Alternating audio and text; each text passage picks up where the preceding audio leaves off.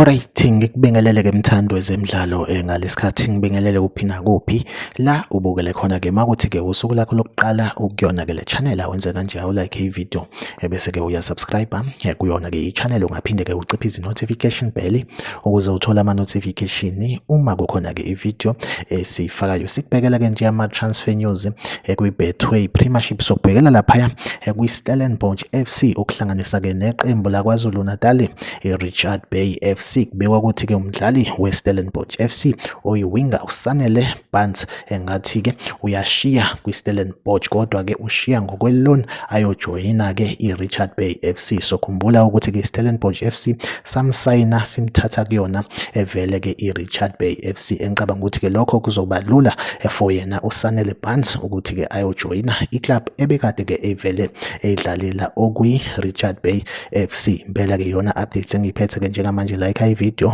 usubscribe kuyona ke i-channel. Mina nawe ngizohleze ngikhona ngulethele ke ama transfer news kwi Betway Premiership. Okwamanje ke ivideo yethu asibambe la, nisale kahle.